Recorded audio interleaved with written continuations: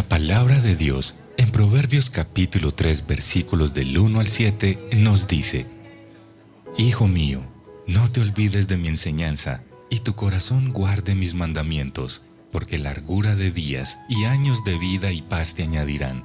La misericordia y la verdad nunca se aparten de ti. Átalas a tu cuello, escríbelas en la tabla de tu corazón. Así hallarás favor y buena estimación ante los ojos de Dios y de los hombres. Confía en el Señor con todo tu corazón y no te apoyes en tu propio entendimiento. Reconócele en todos tus caminos y Él enderezará tus sendas. No seas sabio a tus propios ojos, teme al Señor y apártate del mal.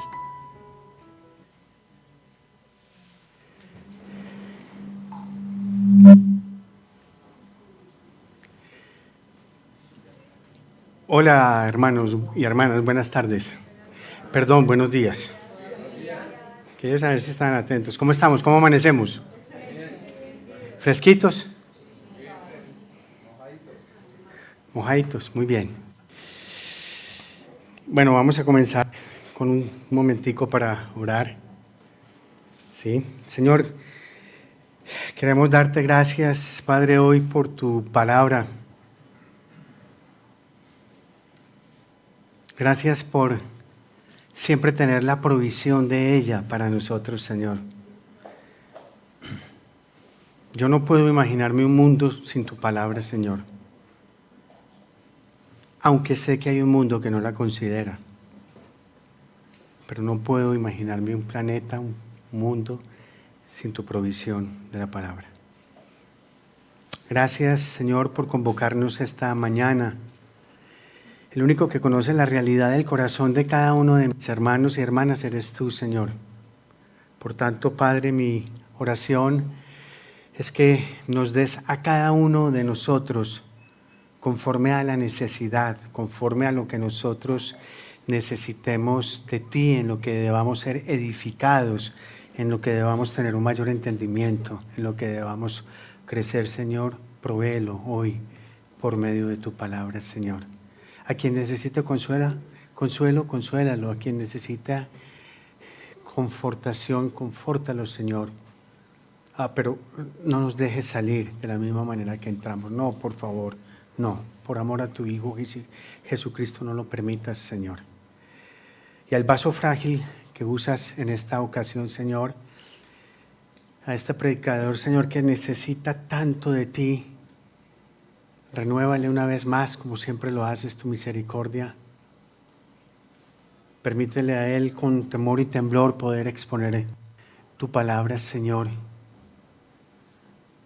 Y permítele bajar de este púlpito de la misma manera que se subió, en bendición. Amén. Muy bien. Nosotros estamos en una serie de predicaciones que hemos titulado, ¿cómo la hemos titulado? A ver, ¿cómo? El gran Dios de los profetas menores. Qué bien. Y hoy tenemos el turno para un profeta muy especial. Comienzo por decir que este libro profético en particular ha inspirado a quienes luchan por la justicia social. Voy a decir el nombre todavía. Vamos a ver si algún esforzado o esforzada valiente se lanza al ruedo. Tú no puedes decir nada, Adrianita, estás vetada. ¿Pero a quién? Esa es la primera pista que les doy. Es un libro profético inspirado, que en particular ha inspirado a quienes luchan por la justicia social. ¿Ya? O como el fotógrafo, dame más. ¿Cierto? Dame más. Muy bien, les voy a dar un poquito más. Sus palabras han motivado a muchos a buscar cambios en la sociedad a favor de los necesitados.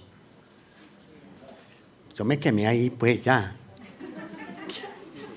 ¿Qué dijiste, César? Y no te lo reveló ni carne ni sangre, ¿no? Sino el Padre que está en el cielo. El 28 de agosto de 1963,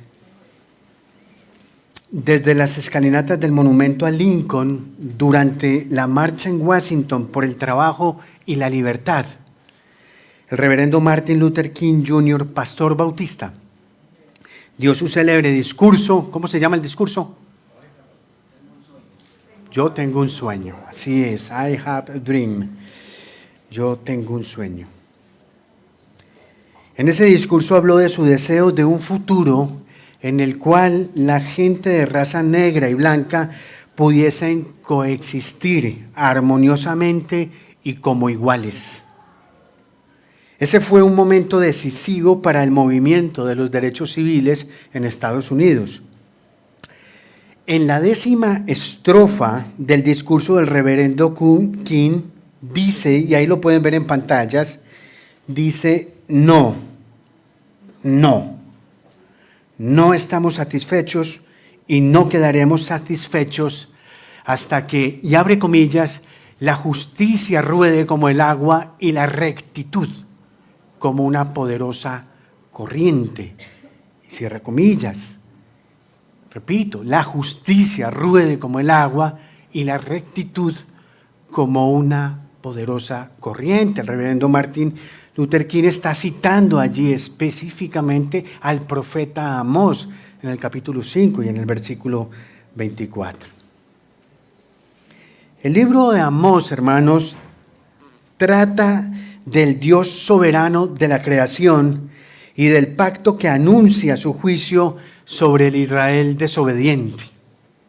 Sin embargo, también proclama la esperanza de un reino futuro para el pueblo de Dios. En cierto sentido, esto es algo que pudiera describir a la mayoría de los libros proféticos del Antiguo Testamento, pero en el caso de Amós, y de una manera muy particular, Amós no desperdicia la oportunidad y destaca estas características de varias maneras. Así pues, querida familia, que mi propuesta es que abordemos las palabras de Amós desde ese enfoque precisamente. Estos 3 enfoques son los que yo propongo esta mañana para el libro. El gran Dios de la creación, el gran Dios del pacto y el gran Dios de la esperanza. El gran Dios de la creación, el gran Dios del pacto y el gran Dios de la esperanza. Pues bien, antes de desarrollar estos 3 puntos, necesitamos saber quién es Amós. Y no hay mejor manera que escudriñar la Escritura que nos dice quién es él. Entonces, en el capítulo 1, vamos a leer el primer versículo. 1:1. Supongo que están todos ya ahí. Por si acaso Amós está en el Antiguo Testamento. No crean. Uno se sorprende. Hay gente que sorprende. Bien, 1:1. Dice la Escritura: palabras de Amós, que fue uno de los pastores de Tecoa, de lo que vio en visión acerca de Israel en días de Usías, rey de Judá, y en días de Jeroboam, hijo de Joás, rey de Israel, 2 años antes del terremoto. Aquí entonces se identifica el profeta Amós como ¿qué? Como un pastor. Eso es lo que nos dice. Un pastor que es oriundo de un pueblo que se llama Tecoa. Ese pueblo es bastante peculiar. Tiene historia en la Biblia. Imagínense que ese pueblo fue edificado por Roboam para defensa en Judá. Eso lo dice el segundo libro de las Crónicas, en el capítulo 11, en el versículo 6. Además, agrega que los ciudadanos tecoitas se les dice a los que nacieron en Tecoa, ¿no? Tecoita. Los ciudadanos tecoitas, pero no la nobleza de Tecoa.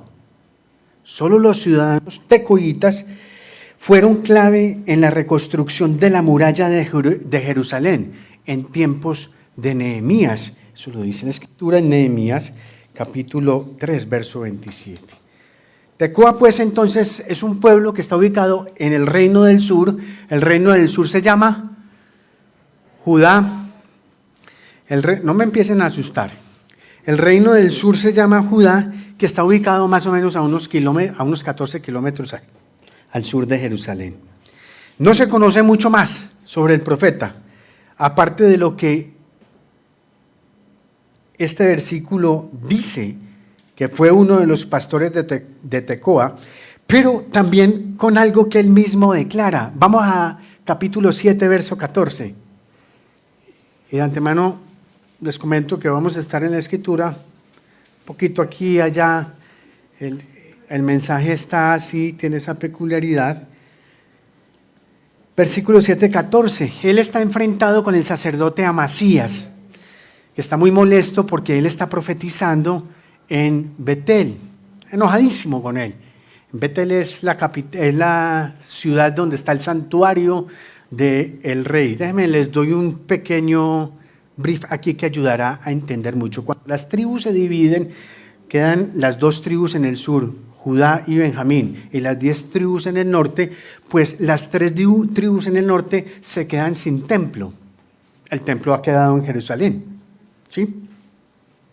Entonces eso es lo que han hecho, es que han construido, Jeroboam ha construido un templo, un lugar de reunión para adorar a Dios en la ciudad de Betel. Por eso se refiere al santuario de Betel, aun cuando la capital realmente es Samaria, del reino del norte. El templo, el lugar de adoración más bien, está ubicado en el sitio de Betel. Es allá donde es enviado precisamente el tecoita, Amós. ¿Sí? ¿Qué dice el 7:14? Entonces está enfrentado con Amasías y dice, respondiendo Amós: yo no soy profeta ni hijo de profeta, sino que soy ¿qué? Boyero y cultivador de higueras. En otra versión dice que higueras son sicómoros o sicomoros creo que está mejor pronunciada. Sicómoros. ¿Eso es qué? Eso es una cosita, eso es como un higo silvestre, ¿sí? Parece que este hombre cultivaba eso. Ahora, ¿qué es ser boyero? Boyero es la persona que guarda los bueyes o que los conduce. ¿Visto? Usted ve 2 bueyes adelante, generalmente son 2, no 1, ¿sí? ¿Visto? Van 2 bueyes adelante y atrás va alguien. Pues parece ser que ese era como el tipo de oficio que hacía Amós allá en su tierra de Tecoa. Era, digamos, ganadero, manejador de bueyes, conductor de bueyes y al mismo tiempo que era cultivador de sicómoros. Por lo tanto, y como él mismo lo aclara, él no era ningún profeta profesional. En esos tiempos habían profetas profesionales. No vaya a creer que ese tema del profetismo hoy en día nos lo inventamos nosotros. No, esto tiene tiempo. Y eran profetas que estaban rendidos completamente al status quo. Ellos profetizaban a la conveniencia de quien estaba de turno, ¿no? Entonces él les dice que él no es profeta de profesión, sino que Dios lo llamó desde los campos para llevar la palabra divina, especialmente al pueblo del reino del norte, Israel. Ahora, les decía hace un momento que debíamos de recordar que el reino se había dividido en 2 tribus en el sur, en Judá, y las 10 tribus en Israel. Les animo, hermanos. Hay perlitas fabulosas en esto. Les animo a que le den en su casa una leidita a Primera de Reyes, capítulo 2, en los versículos del 1 al 20. Ahí hay detalles maravillosos de esa división del reino y de la forma como fue que Dios intervino en ese asunto. Muy bien. Los 2 reyes mencionados en este primer versículo, Usías, rey de Judá, y Jeroboam, hijo de Joás, que a propósito es Jeroboam II, nos indican que el ministerio de Amós se desarrolló en el siglo VIII antes de Cristo. Precisamente dice el texto que fueron 2 años antes del terremoto. A nosotros no se nos dan fechas, aquí no hay una claridad de eso, pero eso sí tuvo que haber sido un tremendo terremoto y debió haber sido muy devastador, porque el profeta Zacarías también hace mención de ese terremoto, y Zacarías vivió 200 años más adelante que Amós, y él lo menciona en Zacarías 14:5. Él habla del terremoto en los tiempos de Usías. Durante los reinados de estos dos hombres, Uzías en Judá y Jeroboam en Israel, hubo un florecimiento grandísimo en estas regiones. Hubo un renacimiento económico, militar y cultural, tanto en Judá como en Israel, y las amenazas extranjeras fueron mínimas.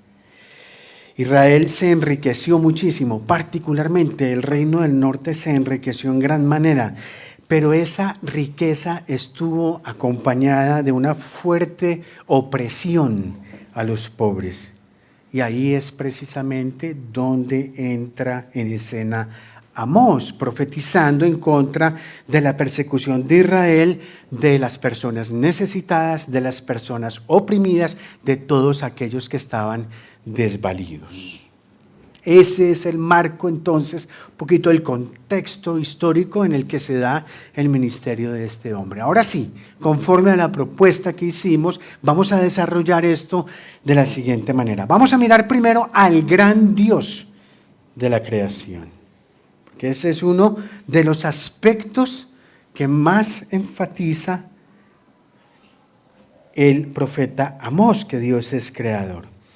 Hay tres declaraciones en el texto.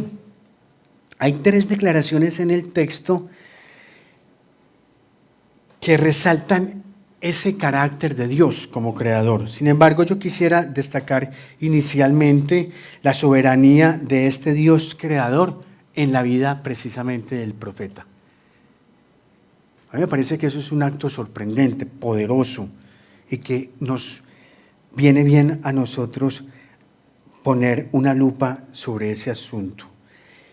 Es cierto que Amós fue el mensajero, es verdad, pero el mensaje que él dio fue un mensaje que él recibió de Dios, y no lo recibió de cualquier manera. Ahí sí, 1:2, miremos el segundo versículo, miren lo que dice. Dice, Amós dijo, el Señor ruge desde Sión, y desde Jerusalén da su voz. Los pastizales de los pastores están de duelo y se seca la cumbre del monte Carmelo. Se seca la cumbre del monte Carmelo. Este no es un mensaje que se da de cualquier manera. Es el mensaje que da uno, que ruge desde Sión. En otras palabras, hermanos, esta profecía de la Escritura no fue producida por la voluntad del hombre, sino que Amós habló de parte de Dios, siendo inspirado por el Espíritu de Dios. Porque dice la Escritura, pues ninguna profecía fue dada jamás por un acto de la voluntad humana, sino que hombres inspirados por el Espíritu Santo hablaron de parte de Dios, dice 2 de Pedro capítulo 1. Y a mí lo que me sigue sorprendiendo, porque sigue produciéndome asombro, es que Dios use personas simples, comunes y corrientes, personas a las que yo llamo de a pie, de ahí, ciudadanos de a pie, y los usa para que cumplan su propósito. En este caso es un hombre de campo, de oficio simple pero rudo. Esto se ve muy simple, uno dice muy simple es detrás de un buey, no, párese detrás del buey. Y entonces luego hablamos, es que uno lo ve muy fácil en las películas, se ve divino, pero eso es al sol y al agua. Entonces, era un oficio bastante rudo. Un hombre que no tenía ningún trasfondo en la élite sacerdotal, ni de Judá, ni de Israel. Tipo de eso no sabía nada, para nada. Para todos, Amós es un perfecto desconocido. En buen paisa, un aparecido. Y en otras generaciones dirían una caranga resucitada. Ay, ¿tipo qué? Ni pi ni pao. ¿Sí o no? Pero para Dios, hermanos, no es nada más ni nada menos que el portador de su palabra. ¿Qué le parece? El portador de su palabra. Al parecer, hermanos, eso es lo que significa significa el nombre de Amós. Amós significa portar, o por su acción, el portador. Portador. Así es nuestro Dios, queridos y queridas, así es nuestro Dios, soberano, poderoso, para levantar al más insignificante para hacer una obra sobresaliente. En este caso, ser el vocero de Dios. ¡Qué maravilla! Muy bien, decíamos entonces que hay tres declaraciones que hace Amós sobre el carácter de Dios. Vamos a leerlas las tres juntas, a ver si somos medianamente capaces de dimensionar la magnitud de nuestro gran Dios creador. Entonces, lo primero, hermanos, vamos a capítulo 4, versículo 13.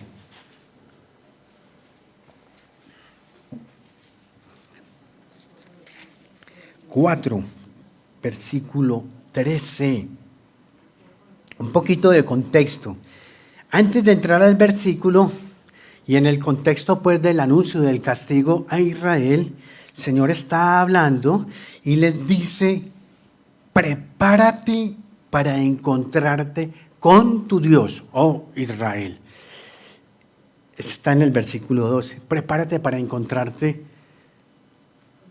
con tu Dios, oh Israel. Ya empieza uno a temblar, ¿no? Imagínate a Dios hablándole a uno así. Dice el versículo 3 entonces: pues el que forma los montes, crea el viento y declara al hombre cuáles son sus pensamientos. El que del alba hace tinieblas y camina sobre las alturas de la tierra. El Señor, Dios de los ejércitos, es su nombre. El Señor, Dios de los ejércitos, es su nombre. Muy bien, vamos al capítulo 5, versos 8 y 9. Y aquí vamos a ver un aspecto de Amós impresionante. Era astrónomo. No era astrónomo. Pero sabía algo de eso. Porque dice Amós: el que hizo las Pléyades y el Orión. Tremendo. El que hizo las Pléyades y el Orión cambia las densas tinieblas en aurora y hace oscurecer el día en noche. El que llama a las aguas del mar y las derrama sobre la superficie de la tierra. El Señor es su nombre. Tremendo esto, hermanos. Capítulo 9. Y vamos a estar en los versículos 5 y 6.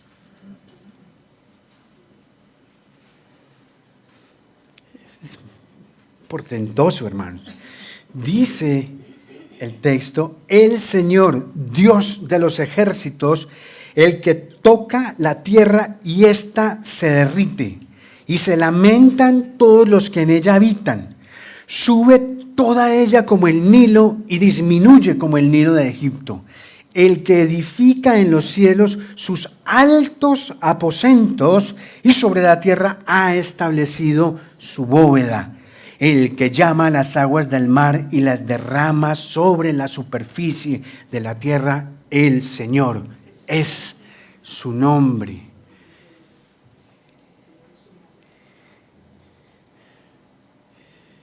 Ya usted pues puede ver los tsunamis.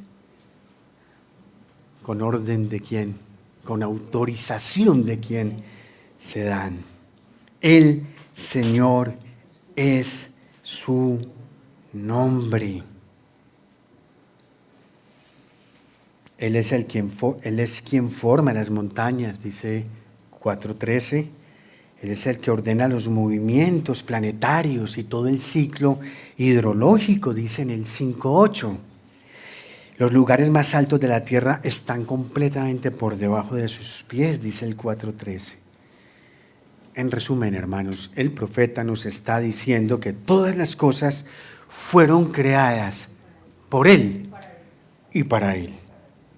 ¿Y eso a qué le suena, hermanos? ¿Y eso a qué le suena? Como diría un profesor por ahí, ¿y eso a mí qué me dice? Nada.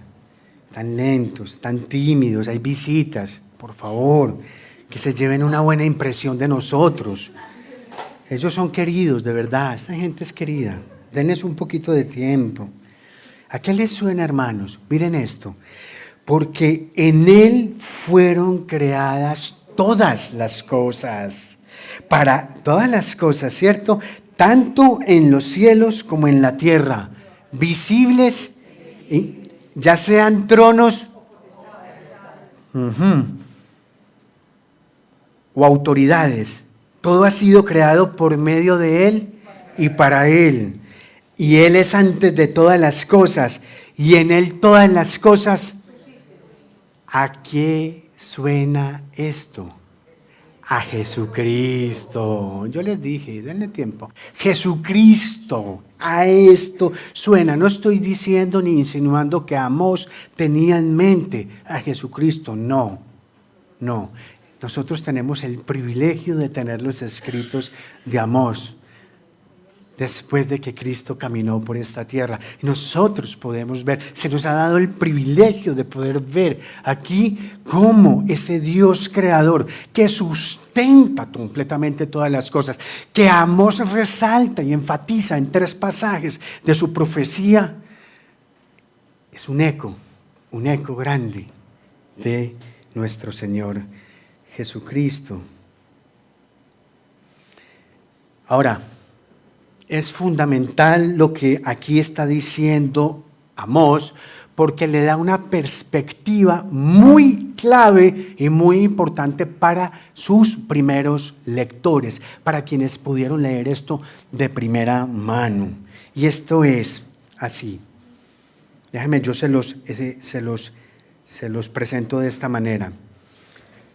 Todo el libro de Amós está lleno completamente de una serie de acciones de exceso de poder, de explotaciones, de cosas aberrantes, de injusticias hechas por poderosos, ¿sí? Excesos de poder. Y miren lo que nos está, voy a mostrar allí varios pasajes para que ustedes los puedan ver ahí en pantalla. Dicen en 2:7, los que pisotean en el polvo de la tierra la cabeza de los desvalidos, también tuercen el camino de los humildes. En 4:1, oigan esta palabra, vacas de Basán, ustedes que están en el monte de Samaria, que oprimen a los pobres y que quebrantan a los menesterosos. Por si acaso, las vacas de Basán no está hablando de reses, está hablando de mujeres.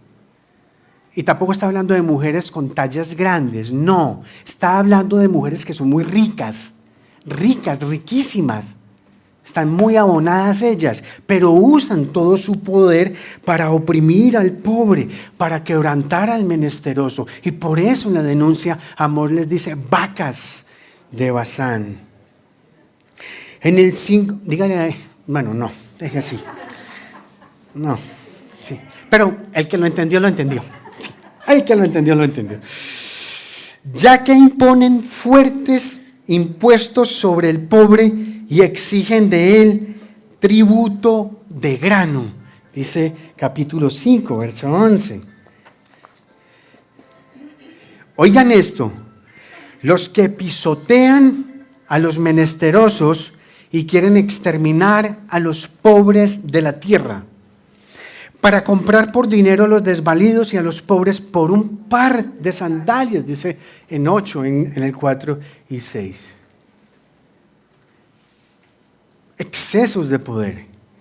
En un mundo, hermanos, donde los poderosos oprimen a los débiles y los débiles oprimen a quienes son más débiles, es importante recordar dónde reside el verdadero y el genuino poder. El Dios soberano que hizo toda la creación, que hizo al ser humano a su imagen y semejanza, pone en perspectiva toda la potestad humana. Dios bendijo al ser humano para que fuera fecundo y qué más, y se multiplicara, ¿no? Para que llenara la tierra y la sometiera, para que ejerciera dominio sobre los recursos que el Señor dispuso para tal fin. Pero todo este ejercicio de dominio debía hacerse en consonancia con la bondad del gran Dios creador que hizo los cielos y la tierra. Si vuelve a sonar, me lo pases, yo contesto.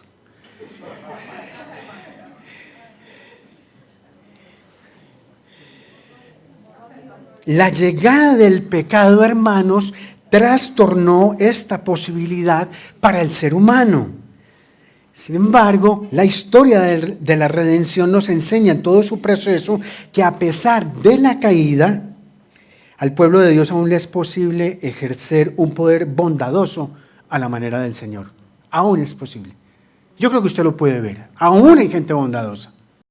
Aún hay actos de bondad en medio de esta barbarie en la que nos encontramos. Yo por eso no leo prensa. No. Me aterra minuto 30. Uno termina como para tomar un cuaideo, alguna cosa, uno termina con la presión alta. Aún hay bondad, a pesar de. Ahora, ¿por qué puede ser posible que haya bondad en medio de algo así? En medio de tanta injusticia, en medio de tanta opresión, en medio de tanta maldad, en medio de tanto pecado. ¿Por qué es posible? Porque a pesar, hermanos, de todas las circunstancias, el Dios que ejerce todo el poder también demuestra bondad hacia los débiles. Y esto es algo muy significativo en el libro de Amós y en el tiempo de Amós. Entonces hemos visto a ese gran Dios creador. Ahora vamos a ver en el texto al gran Dios del pacto. Que ese es un segundo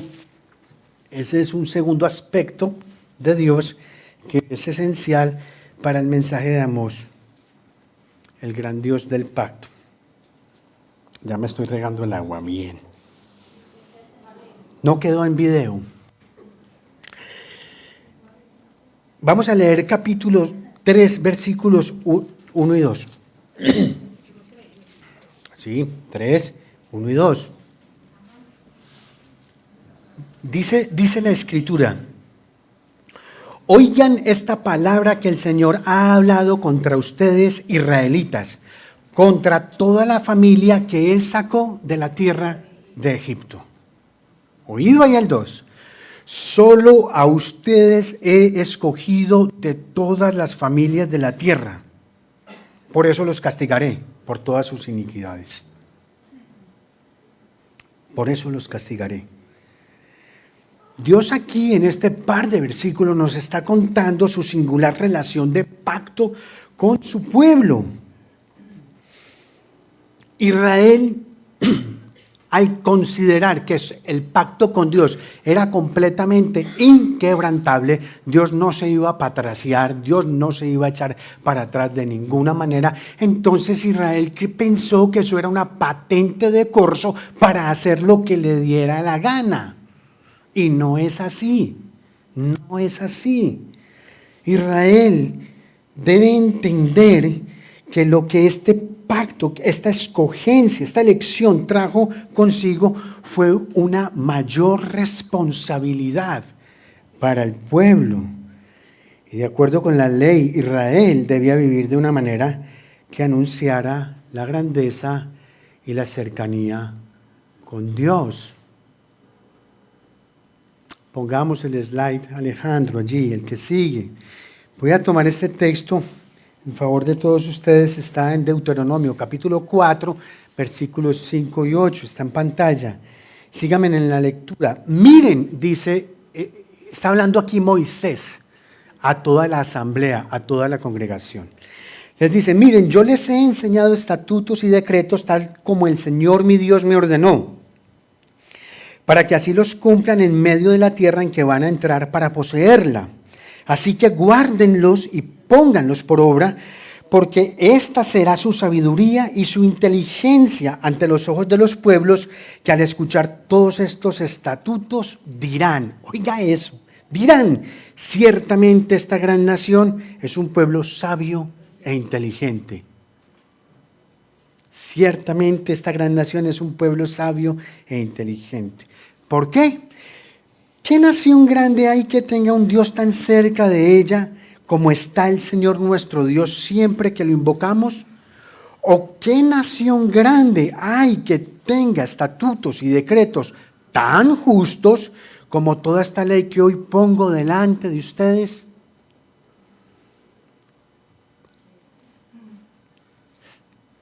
Ciertamente esta gran nación es un pueblo sabio y inteligente. ¿Lo fue? ¿Lo fue Israel? ¿Sí creerían los vecinos de Israel en eso? ¿Sí creerían los vecinos de Israel que ellos se comportaban así? Difícil de pensar eso, hermano. Además, Israel debía ser un medio de bendición para el mundo siguiente. Fíjense, cuando Israel acampó en el desierto del Sinaí, Moisés subió a encontrarse con Dios y el Señor lo llamó desde el monte y le dijo esto: ahora pues, si en verdad escuchan mi voz y guardan mi pacto, serán mi especial tesoro entre todos los pueblos, porque mía es toda la tierra. Ustedes serán para mí un reino de sacerdotes y una nación santa. Sin embargo, hermanos, en lugar de representar a Dios, el pueblo de Dios se parecía más a sus vecinos perversos. Vamos a colocar la siguiente. Ese es un mapa fenomenal, es un mapa de los juicios de Dios sobre las naciones, sobre Israel y sobre Judá. Lo que ahí está visibilizado en ese mapa, mira qué capacidad, es lo que está escrito desde el capítulo 1, versículo 3 al capítulo 2, versículo 2. Entonces ahí están los juicios que se ha hecho sobre estas naciones. En la escritura figuran son las ciudades. Hemos puesto allí los países. Está Fenicia con su capital Tiro. ¿Por qué la juzgan? Porque entrega un pueblo a Edom. Toman todo un pueblo, imagínense coger una ciudad como Medellín y vender a todos sus habitantes a otra nación. ¿Sí? Eso es lo que hicieron los de Tiro. Está Siria con su capital Damasco. Ellos trillaron a Galaad. La acción de trillar es la acción que eso es como una base de madera con puntas de hierro y se pone sobre la tierra. Y con eso se trilla la tierra para prepararla para la siembra y ese tipo de cosas. Cuando dice aquí el texto que trillaron a Galaad, se puede ver ahí la manera como el escritor ilustra una barbarie de la manera como sacrificaron y maltrataron a esta gente. Está Amón, mire eso, por abrir vientres de mujeres encinta. Esa era una práctica que se usaba mucho en esa época. Con eso se aseguraban de que se quitara la siguiente generación. Moab, por quemar los huesos del rey Edom. Edom, por perseguir a su hermano. Y ahí están pues los vecinos. Estos son todos los 6 vecinos de Israel y de Judá. Y luego sigue hacia adentro el Señor, hacia Judá. ¿Por qué? Por nada más y nada menos que desechar la ley del Señor. Y a Israel, por una injusticia social a todo tajo. Hay 10 versículos de esto y cualquier cantidad de cosas estaba haciendo Israel. Noten algo muy interesante en el gráfico. Todas las cosas por las cuales están juzgando las ciudades y las naciones vecinas de Israel no tienen nada que ver con Israel y Judá. Son cosas entre ellos. Edom persiguiendo a su hermano, Moab quemando los huesos del rey de Edom. ¿Sí me hago entender? Cosas que no tienen nada que ver de manera directa con Israel y Judá. Sin embargo, hermanos, los pecados de estas naciones son crímenes contra la humanidad y por lo tanto contra Dios mismo, porque Dios es soberano del que cree y del que no cree, del que cree que Él existe y del que cree que no existe. Dios es soberano y es soberano y castiga la maldad.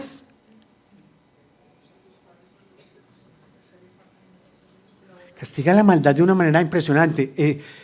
Aquí hay delitos, son naciones con una extrema capacidad de cometer violencia.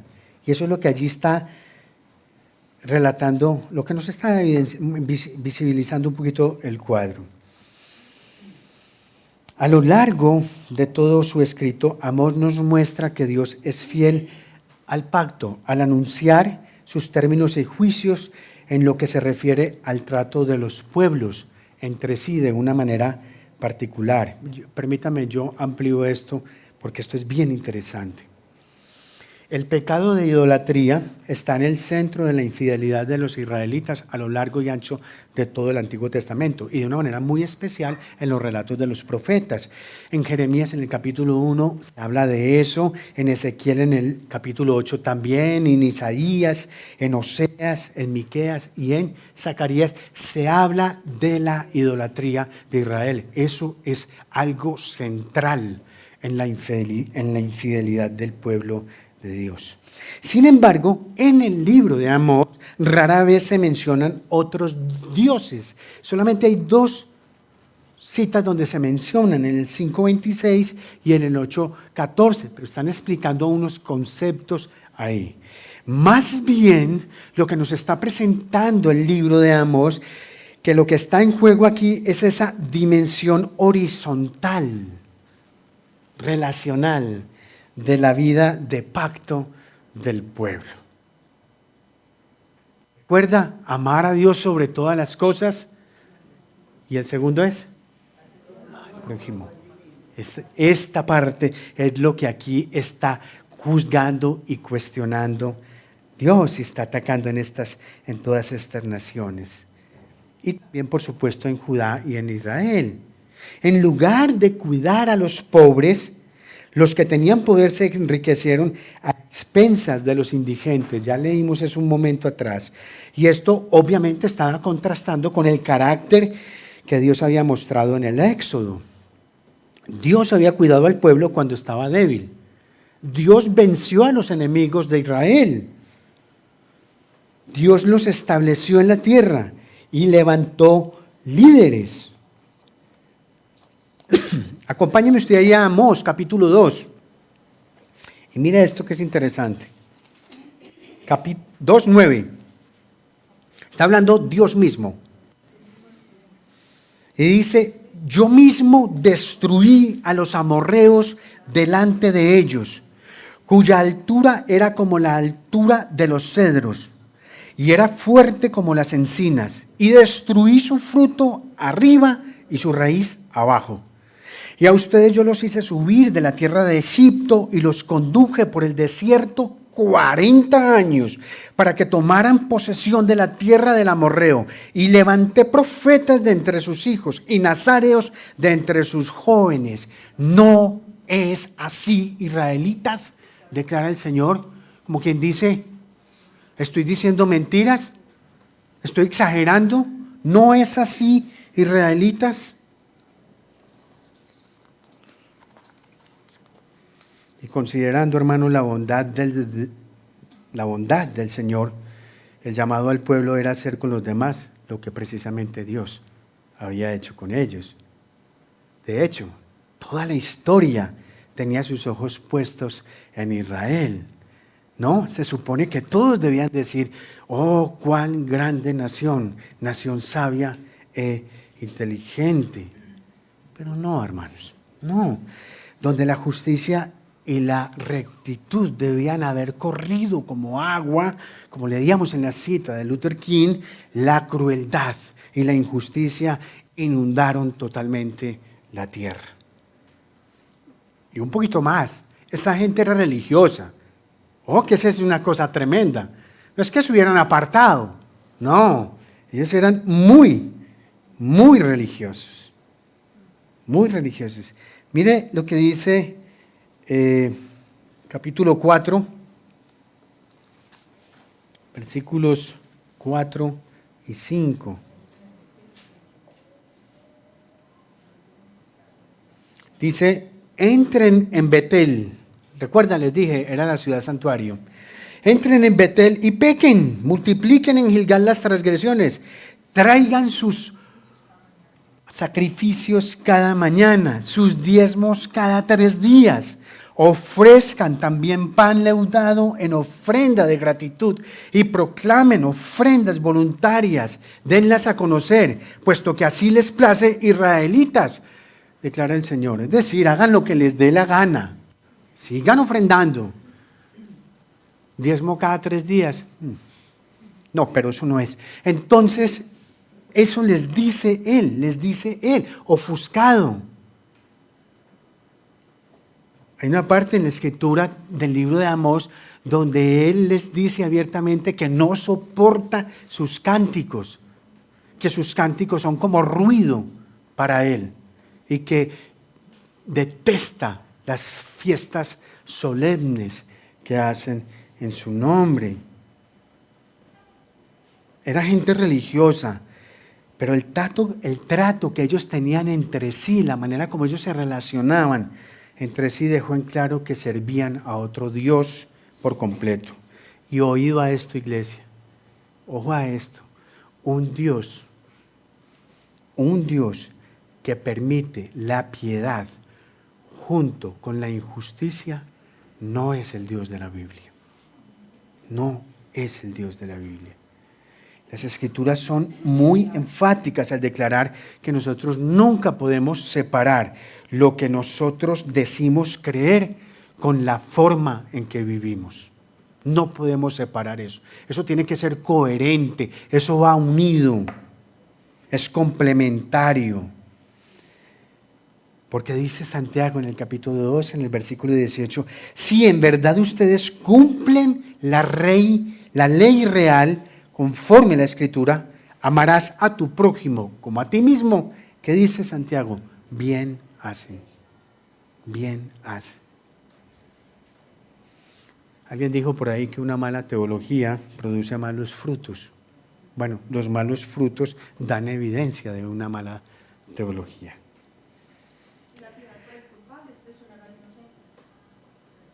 Así es, Adrianita.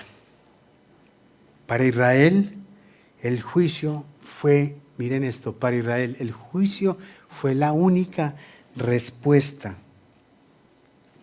de un Dios fiel hacia un pueblo infiel al pacto. Fue la única respuesta de Dios. Un juicio para un pueblo que ha sido infiel al pacto. Y por supuesto, pues ese juicio y ese castigo vendría a través del futuro exilio al que fue sometido Israel. Una generación más tarde, Israel es dominada y subyugada por el imperio asirio. Y ahí terminan los días de las divisiones de ese reino, porque luego caería, porque anteriormente había caído Judá. Israel es una nación completamente típica. Fue la nación más altamente favorecida del mundo. Le fue dada la ley en el monte Sinaí, el culto a Dios, el sacerdocio, los pactos y las promesas. Moisés, David, Samuel y los profetas vivieron y murieron en su seno. Ninguna nación sobre la tierra gozó de tantos privilegios espirituales, pero ninguna nación tampoco hizo mal uso de ellos, ni rechazó más las misericordias de las que había sido objeto. Y ojo, yo no estoy diciendo que Israel fue la más mala de todas. No, porque nosotros somos el Israel. Nosotros somos Israel. Nosotros estamos ahí.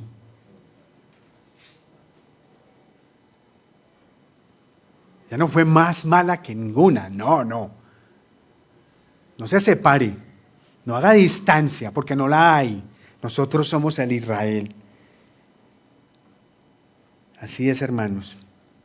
Nosotros hemos rechazado muchas veces las misericordias del Señor. Nosotros tenemos privilegios espirituales a los que nos los hemos pasado por la galleta. Muy bien. Hemos visto el gran Dios creador, hemos visto el gran Dios del pacto, y aquí parece que todo estuviera como muy gris, pero no, vamos a ver al gran Dios de la esperanza. Sí, porque no se puede negar, hermanos, que el tono predominantemente en el libro de Amós es un tono de juicio, y la verdad es que la gran mayoría del libro tiene que ver con juicio y castigo, y eso en un sentido podría parecer desconcertante.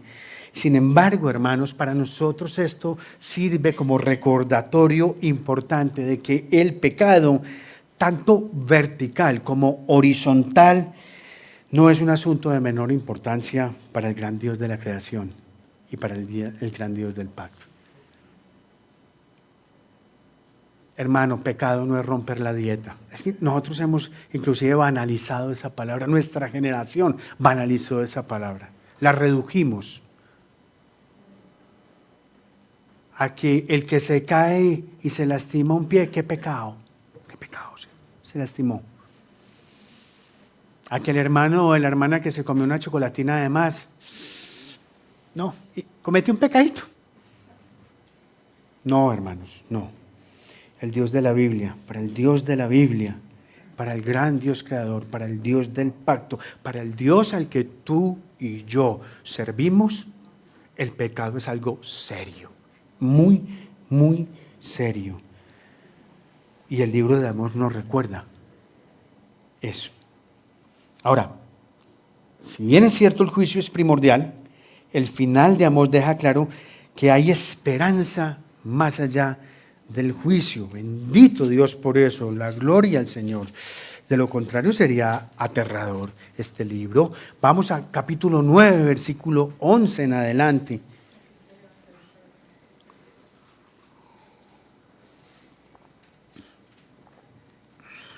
Dice la Escritura, en aquel tiempo, quería saber si están conectados. ¿Qué oyeron?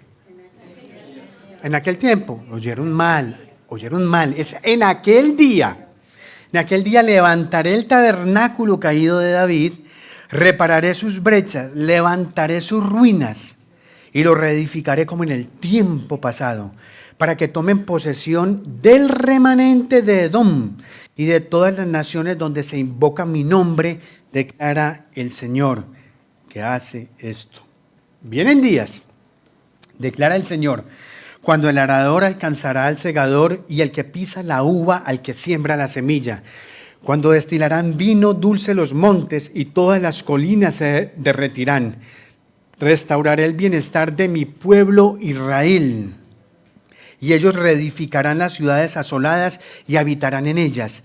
También plantarán viñas y beberán su vino y cultivarán huertos y comerán sus frutos. Los plantaré en su tierra y no serán arrancados jamás de la tierra que les he dado. Dice el Señor, tu Dios. Y por supuesto, hermanos, que la profecía de restauración de Amós encuentra su máximo cumplimiento en la obra de nuestro Señor Jesucristo. Dios está anunciando en la profecía que en aquel día levantaré el tabernáculo caído de David. Y esta declaración está en línea precisamente con el pacto davídico. En 2 Samuel 7, verso 16, nos dice que tu casa y tu reino permanecerán para siempre delante de mí. Tu trono será establecido para siempre. Y ese trono, hermanos, hoy lo ocupa Jesucristo para siempre, a quien todos reconocemos como hijo de David. Pero esta profecía, hermanos, digamos, también es tomada por el por Lucas. También es tomada por el evangelista Lucas en el libro de los Hechos y es aplicada a la inclusión de los gentiles bajo la obra misionera de los apóstoles.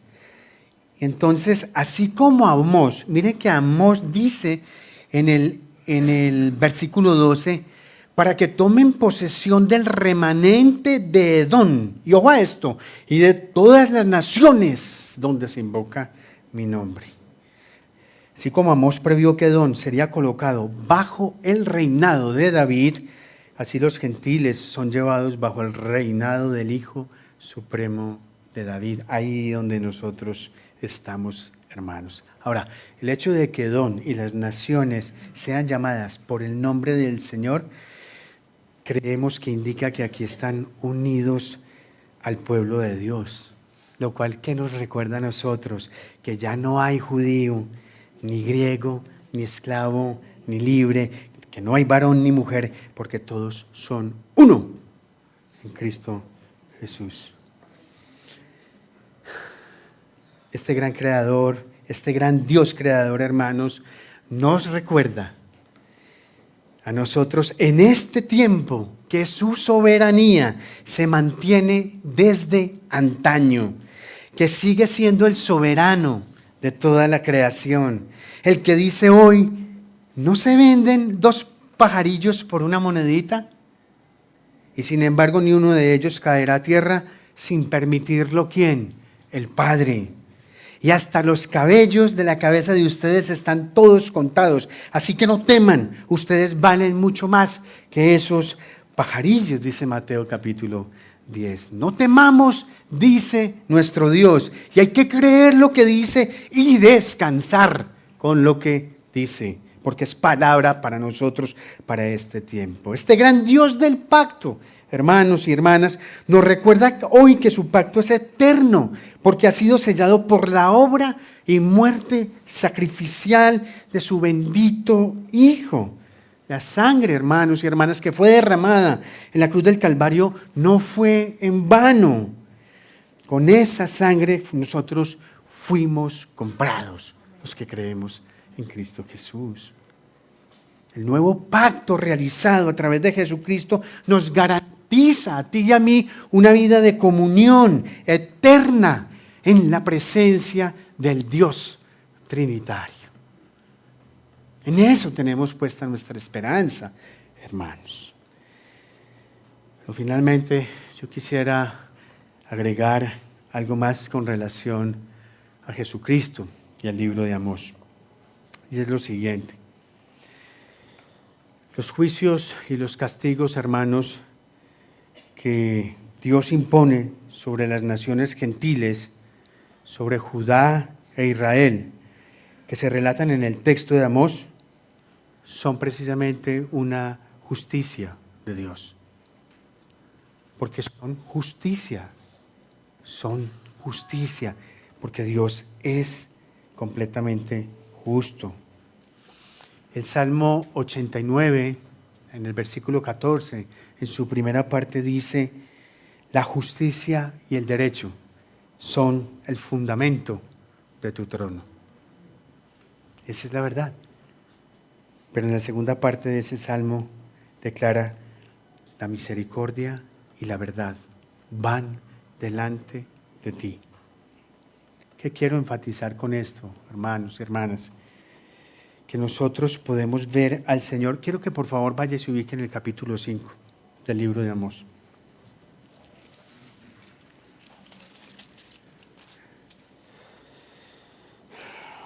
Nosotros, hermanos, podemos ver al Señor en medio de todos estos juicios y castigos que está haciendo, en un acto de bondad extrema, un acto de gran amor y misericordia, como apelando en una instancia casi final de ruego a Israel para que se arrepienta de su proceder, en donde le dice en el versículo 4 del 5, el 4, miren lo que les dice, búsquenme y vivirán, búsquenme y vivirán.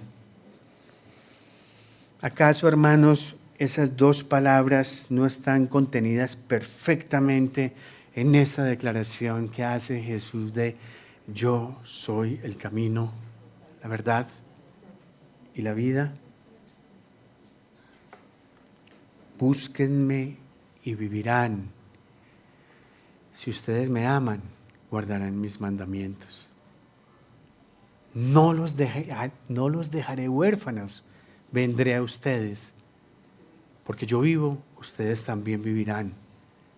En ese día conocerán que yo estoy en mi Padre y ustedes en mí y yo en ustedes. El que tiene mis mandamientos y los guarda, ese es el que me ama. Y el que me ama será amado por mi Padre y yo lo amaré y me manifestaré a él. Búsquenme y vivirán. Oremos, hermanos.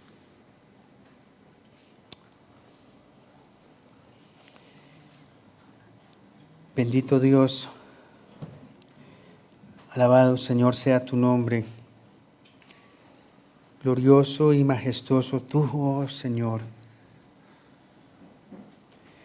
Creador de los cielos y la tierra y de todo, absolutamente de todo cuanto hay en ellos.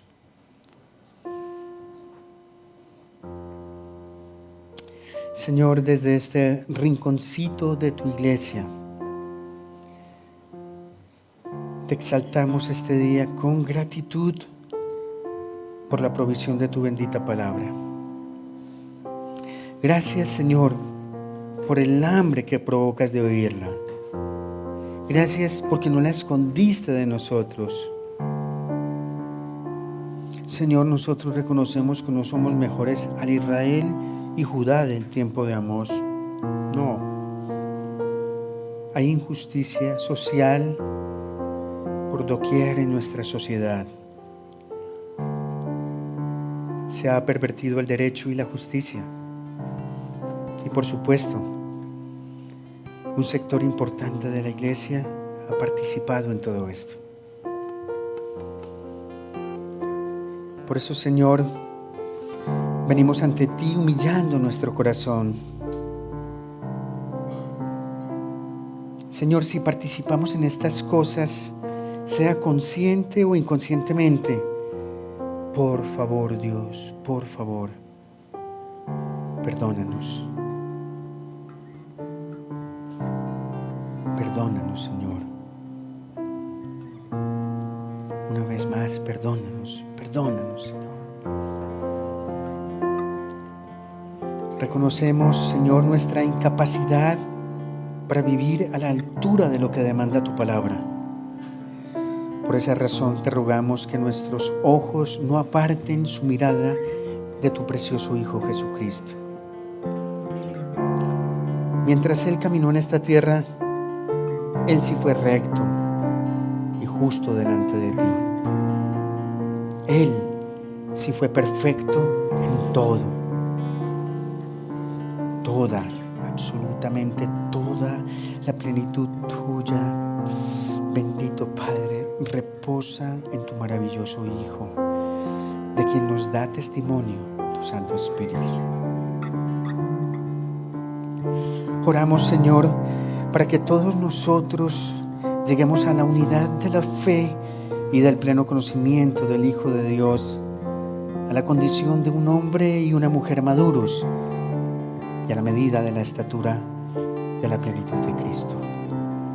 Amén. Voy a pedirle el favor que mantenga este momento de reverencia y de intimidad con el Señor. Aquí Dios está haciendo cosas en nuestro corazón. Mantengamos esta reverencia mientras los músicos nos ministran y ministramos en alabanza y adoración al Señor una vez más.